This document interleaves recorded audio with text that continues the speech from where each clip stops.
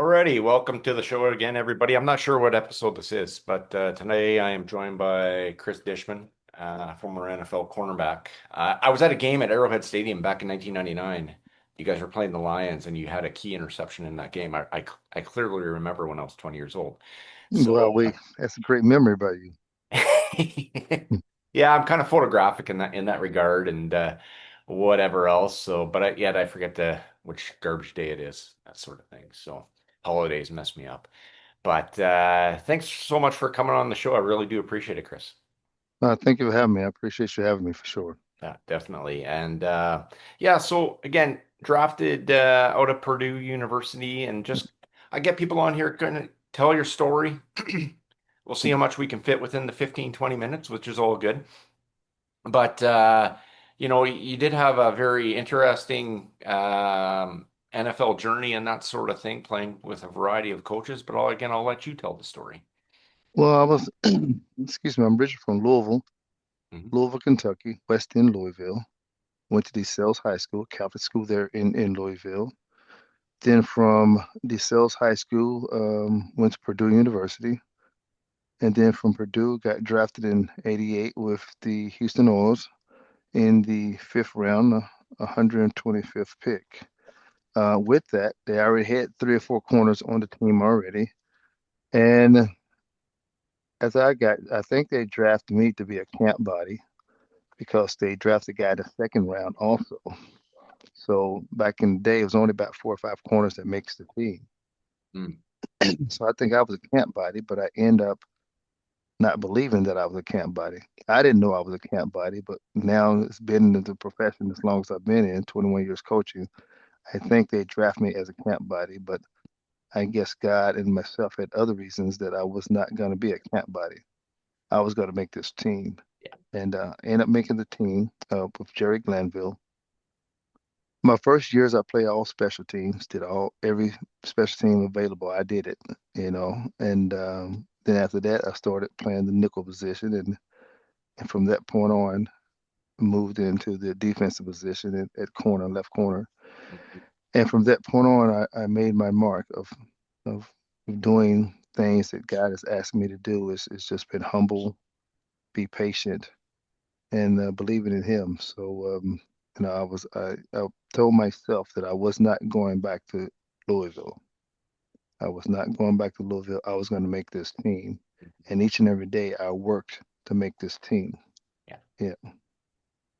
So, but after Glanville, then uh, Jeff Fisher came, and then in between Fisher was Pardee with Buddy Ryan in '93 with Buddy Ryan defense. So, like I said, I had a lot of great coaches who paved my way. Great. And my first coach there with the Oilers was Coach Saban. Coach Saban was our defensive back coach. So he really set a foundation for me and for the defensive backs of what to do, how to do. The professionalism of the sport is what Coach Saban brought to me. He taught me a lot as far as the professionalism of the sport itself. So I was able to, even though he didn't think I was listening to him at the time, I was able to listen and follow along with him, even though he didn't think I was listening. So in short, that's probably the best that I can describe. After the Oilers, I went to um, the Redskins and Mhm. teamed up with another great corner over there, Daryl Green. Yeah. And that first year there, we both made the Pro Bowl. Daryl Green and I made the Pro Bowl, and we had some shirts, and I seen it at my mom and dad's house 2 weeks ago when I went down there. I seen the shirts. It's called Old. I was old, and he was older, and we're probably the first tandems of that age to make to the Pro Bowl. Mhm. So it was very exciting to be around Daryl Green because he also is a very interesting character. Daryl Green used to be sitting at the chow hall sometimes. We should be sitting there eating, and he always ran a mile after practice. And I didn't never get that. And I was like, why are you out here running after practice? You're not tired. He had so much energy. And I don't know if it was the Tootsie Rolls he used to eat all the time. Or it was just the energy itself he had. So he used to go and run the mile after practice.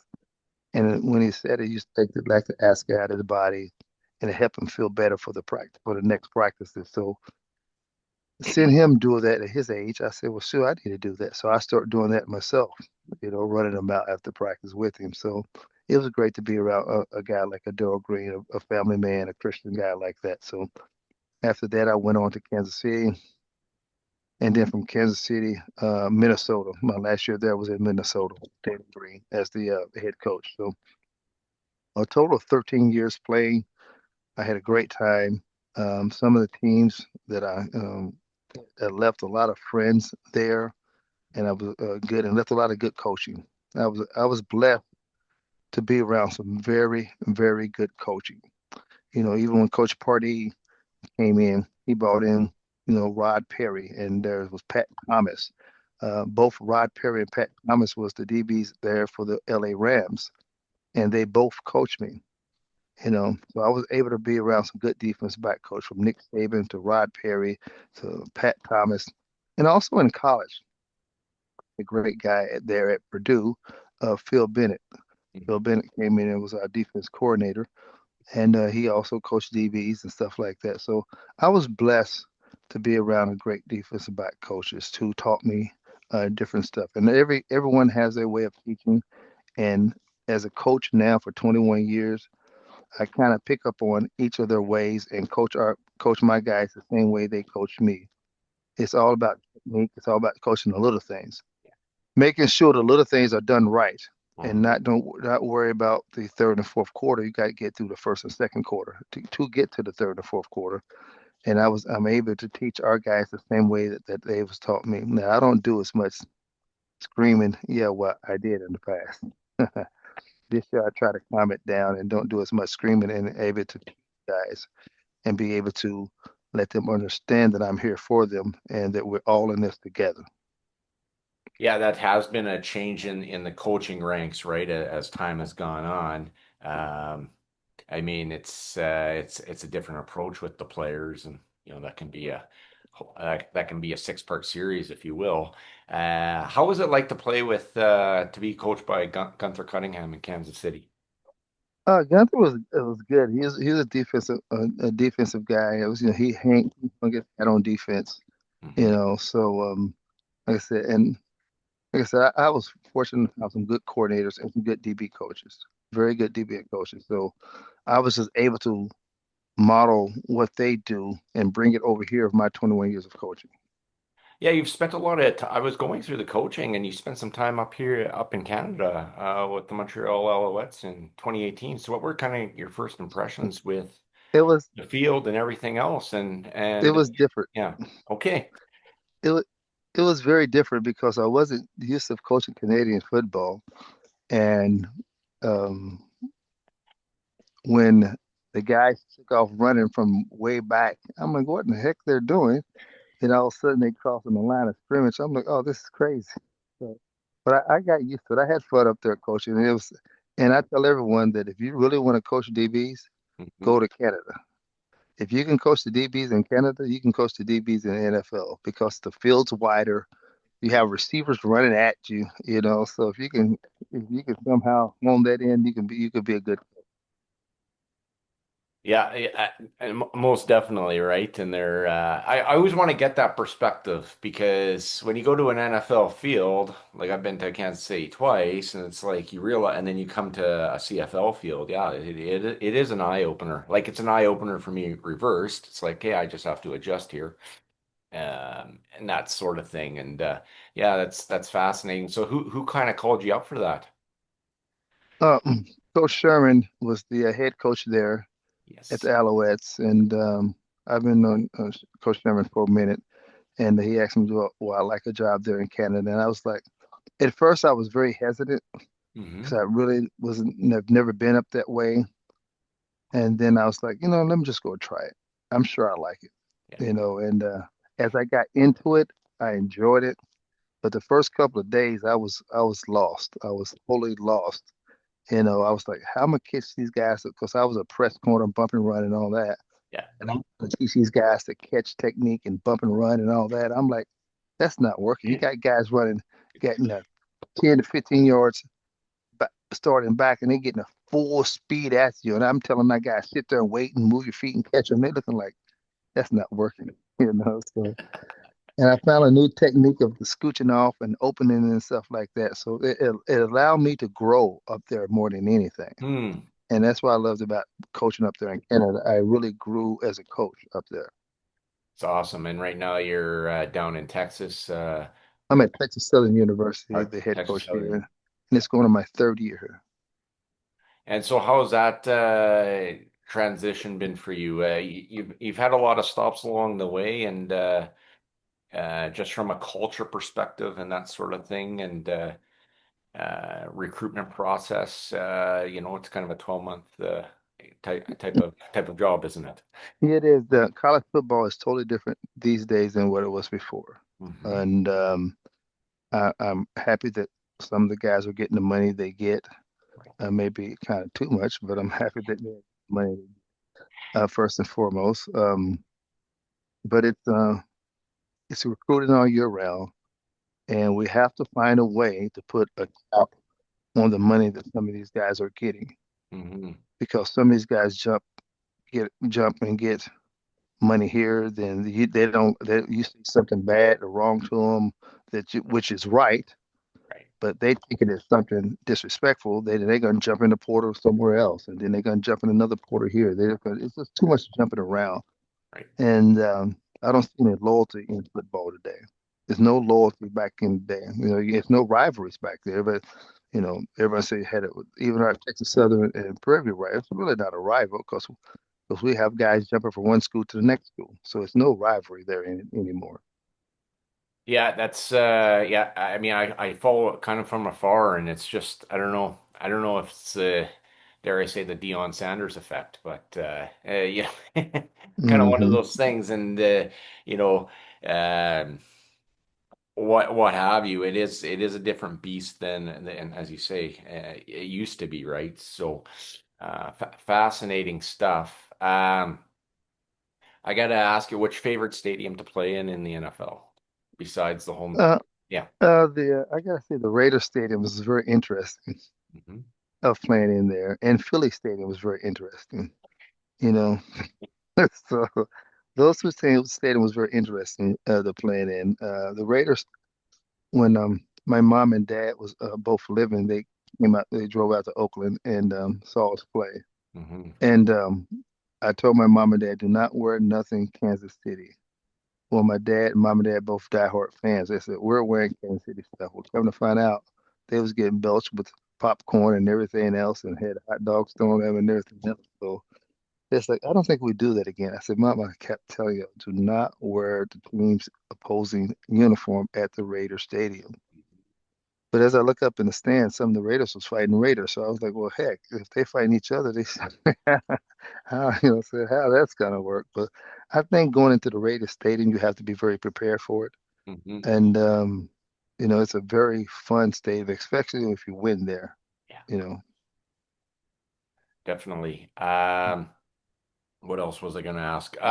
You did play a year with Derek Thomas, and I know I keep asking this question. People that played in Kansas City during that time. What were your memories of Kansas City uh, uh, he with Derek? he is a freak of nature. Hmm. He's the first big guy I've seen to move that fast. Yeah. He can run with some DBs and receivers. He was just a very freak of nature guy that had a great skill set of pass rushing. Not only pass rushing, but anything else. So I had a great time with Derek of being there on the team with him because he's a heck of a leader also. Yeah. And he used to tell people, hey, if you guys not gonna do it, I do it all. He was one of those guys that I just do it all. If you can do it, I do it all. And he just hop on my back and make sure that we get where we're supposed to get to. And he's a fun loving guy in the locker Hmm. room. More than anything, his mom used to for everyone after every game. His mom used to have a big old spread of Southern food, Nice. fried chicken, the greens, the macaroni and cheese.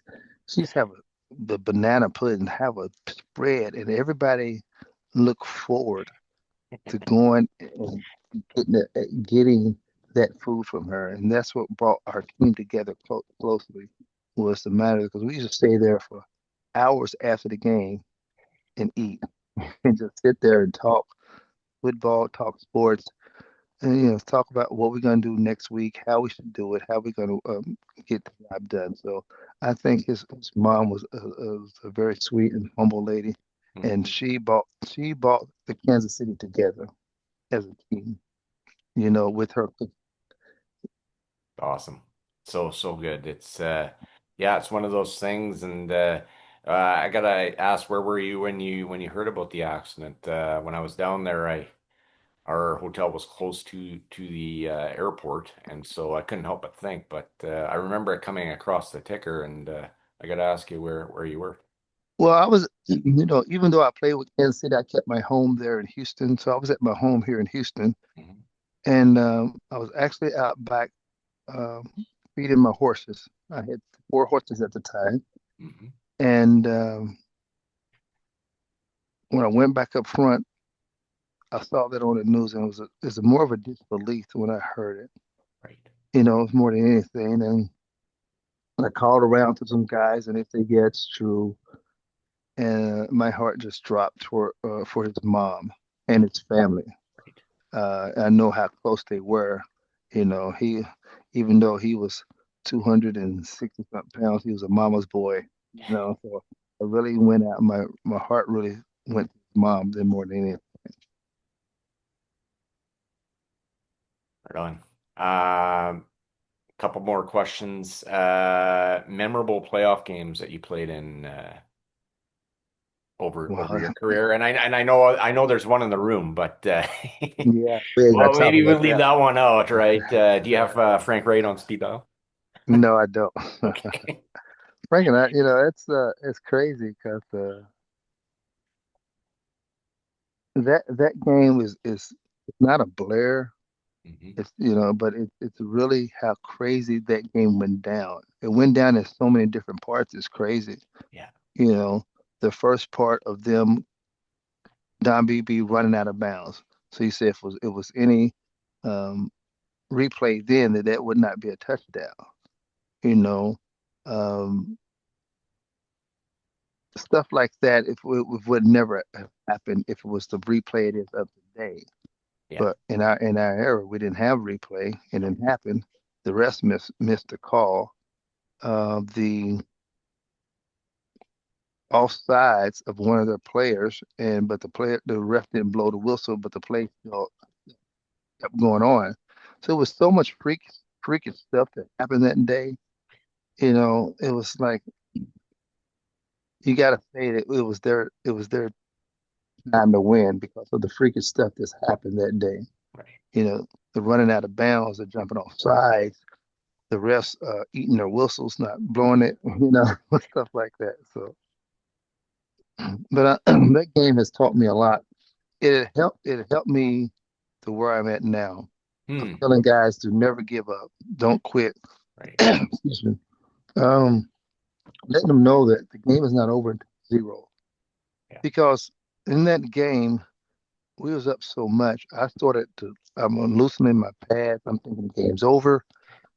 Then all of a sudden, all this stuff started happening, and then I was like, okay, I think I unloosened my pads way too fast. So I had to start buttoning my pads back up and putting my shoulder pads back on and tighten her and stuff like that. So it's taught me to don't wait till the game is completely over. You're walking off the field with the victory before you start celebrating the victory. Right. Yep. It's and comebacks now in the NFL are way more common than they were even back then, again, based on rules and whatever else. So that sort of thing. But I mean, yeah, that game gets talked about in NFL films, NFL Yeah, Network. yeah. I was wondering if I knew anybody at NFL Films, they can actually throw that game away. I burned that tape, but I don't know anybody over there. I gotta ask you, how often how often do you think about that game?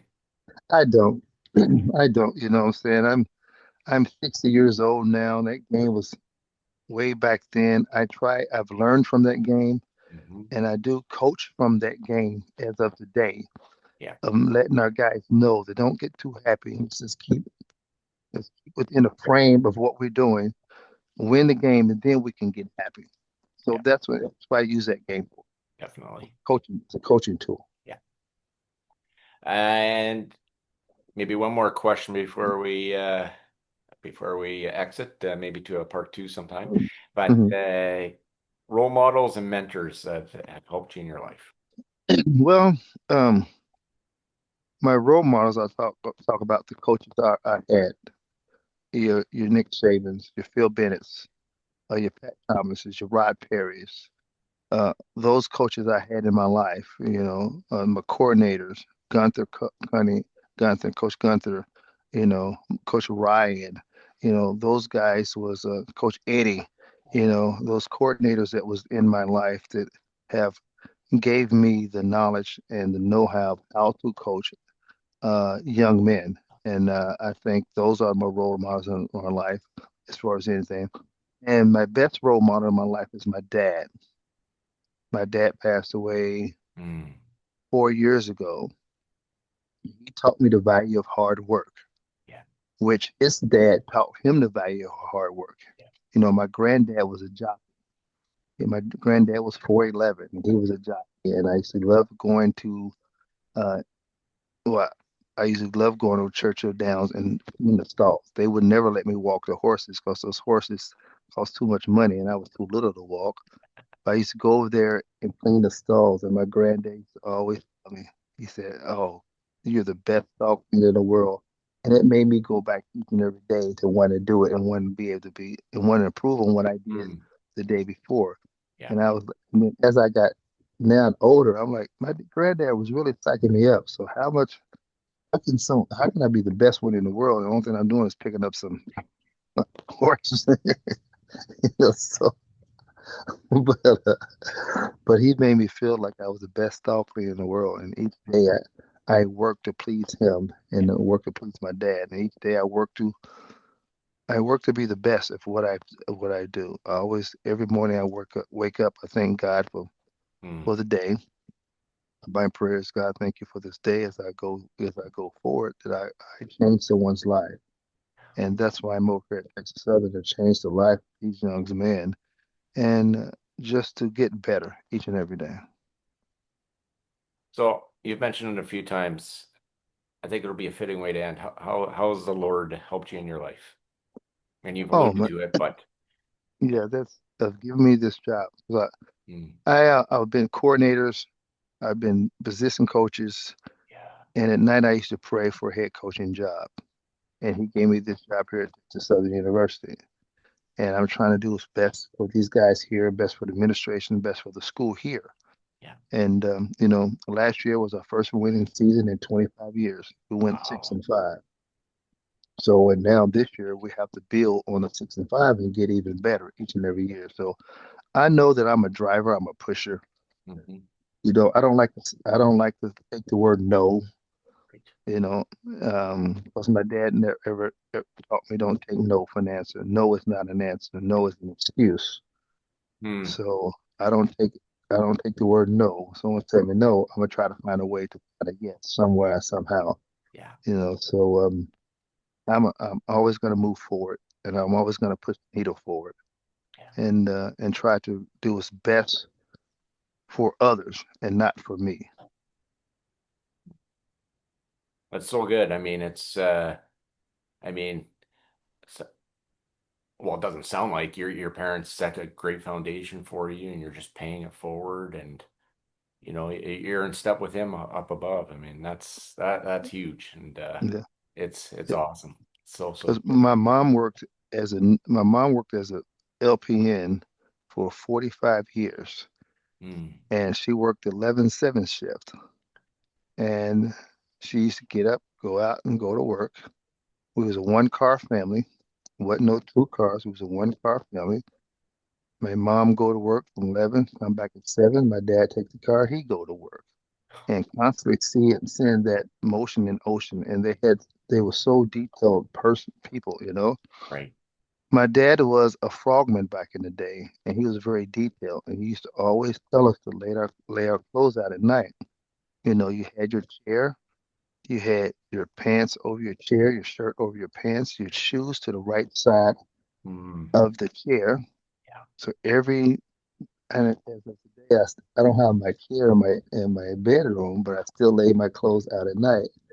And I remember one time before my dad woke me up and told me to ask me where my shoes was. And I said, Dad, my shoes is there. He said, No, your shoes is on the floor. Your shoes supposed to be on the right side of of your chair. So therefore, when you get up, you know exactly where everything is at. And and he taught me the lesson of being detailed, Mm, being very detailed. yeah. He used to tell me that servicemen is like playing football, but a serviceman cannot make the mistake because football, you can make a mistake and you lose a game. Hmm. Whereas people in the service, they make a mistake, their buddy can even lose their life or you can lose your life. Yeah. So it's lives lost over there, but it's only games lost over here. So he taught me to be very detailed in what I do to make sure I dot the I and cross the T's and make sure I'm a very detailed and organized person. So that's what my dad taught me. My mom taught me about being on time. Never be late for anything. Because time is precious and you don't never get it back, you know. And always be there 10 minutes early. It's okay to be early. It's okay to be there 10 minutes early in the room that's in the room where everybody else come in. And I think that lesson helped me with the Oilers because when I was with the Oilers, and I kept telling you, I'm not going back to Louisville. I was always on meetings on time. I was always in the first one in the meeting room. And Hmm. when the coaches walk in, they used to see me and they're like, the meet don't start till I said, I know, I'm just sitting here sitting Yeah. and waiting on the meeting. You know, I was always waiting on the meeting. I was never the one being late to the meeting. I think we're cut from the same cloth, Chris. You know, if you're not Uh, 5 minutes early, you're 5 minutes late. yeah. That's a saying that John Barkman from Briarcrest out of Cairnport, Saskatchewan, always used to say. If you're not five Mm, minutes early, you're 5 minutes late. He also used to say our sidewalks are our streets and our streets are our sidewalks. And I've never forgotten that. It's huge because you have to value people's time. right, right. And yeah, that sets you up for success overall. Yes, it is. And that's why I teach my kids that, you know, the new I keep saying new generation, our generation, us today, they like to be on time. I keep telling them you can't be there at 9 o'clock. You got to be there 8:50. Yeah. 8:50 is the time that you need to target, not 9 o'clock. You know, so Yeah, totally. Totally get it. So good. Yeah, it's and I think that yeah, that is something that has been lost. Again, it's a sports podcast, but you know what? I'll incorporate faith, but I'll incorporate I think what's been lost in today's society is hard work. Generally, and nothing should be handed to somebody. You have to work for it. Because if yeah, you don't appreciate it. you don't appreciate it as much, and it's easy to get rid of it. Yeah. It's easy to get rid of something you never worked for. Hmm. You know, it's hard to get rid of something that you spend your money on and you work for to get it. It's hard to get rid of it. Just my like my 1988 Ford Mustang I bought it with my own money. You know, it was I had a hard even though it was engine started messing up. I had a hard time of getting rid of that 1988 Ford Mustang because I bought it with my own money. Yeah. Yeah, I hung on to my old car for quite some time too. So it's that's how it goes, but new and better things. So it's good. Since you're down in Houston, I gotta ask, do you know Albert Johnson at all? No, I don't. Okay, so he used to play for the Bombers up in Winnipeg in the CF Okay. like 25 years ago. So, you know, sometimes it's a small world. So I thought Yeah. I'd just ask, but that's all good. Yeah. No, no. I started following the hockey 3 years ago. Okay. So I'm new to that sport. So so who's your favorite team? And do you I think don't really I just like watching it, you know. I like watching. I like when the bruiser come out there and start pounding people. You know, so, yeah, it's a lot of fun. And I would like to think Houston would get an NHL franchise someday. I mean, if Utah can have one, I'm not picking on Utah, but I mean, Houston mm, has to be on the radar. I mean, they did have the Houston Arrows. Our coach here for the junior team in Steinbach used to play for the Houston Arrows in Paul hmm Tech. So. from the IHL. So it's interesting, but I love it. I love that you're into the hockey. It's Yeah. uh, And it's good. and it's and seeing those guys, I know they have skates on, but when they take their skates off, they're just as big with their skates on. You know, they got a lot of offensive linemen out there skating around. And they're so athletic. There's a lot of offensive linemen skating on Mhm. skates. You know, there's not no DBs and not no receivers. Those guys are offensive and defensive linemen. There are some big dudes out there, you know. Well, I was at a playoff game last year, and I'm 5 rows from the ice, and I'm like, even the smaller guys, they look like they're all tanks on the ice. Like Yeah, this is crazy. I'm going to the game tonight in Winnipeg, and we'll be in the upper deck, but 7 rows up. But it'll still be good, and we'll still see how big they are. yes, for sure. Was there anything else you'd like to cover here before we sign off? This has No, been I'm awesome, Chris. I really do appreciate Yeah, I appreciate you, and I know I missed the episode beforehand. You know, I apologize for that. You know, but it. I All didn't. good. Now I got my calendar. I got everything on the calendar right now, so I'm ready to say. Which my dad was probably very disappointed in me because I gave a person my word and I did not come through with it. So as I told him, Dad, I got my calendar, so I'm ready to roll now. Okay. Hey, all is forgiven on my side of things. I'm so glad we were able to do this. And as I say, I've said this thing maybe 3 or 4 times now, but if you ever want to come on again, you're more than welcome to. All right, sounds good. Thank you, Okay, Steve. good deal. Thank you so You know, much. I have a coach here at Texas Southern called Steve Smith too. Oh, you do? Yeah, he's an offensive line, offense coordinator. Oh, wow. Yeah. And so, any was that the Steve Smith that played for the Giants or no? No. Okay. He coached and he did coach with the Chiefs Oh, we did. also back in the day. Yeah. Well, his name is Steve Smith too. So when you was calling me, I'm like, why is Steve calling me? They're like, hold on, it's the other Steve Smith. There's so many of us out there. There used to be an Yeah. NBA player. The guy scored Mhm. on his own goal. Yeah. Take your pick. That's how it goes. But hey, it's all good. Right on. All right, Steve, call Good me when you deal. need me. Okay. Yeah, for sure. God bless. Have a great one. Bye. You too. Bye.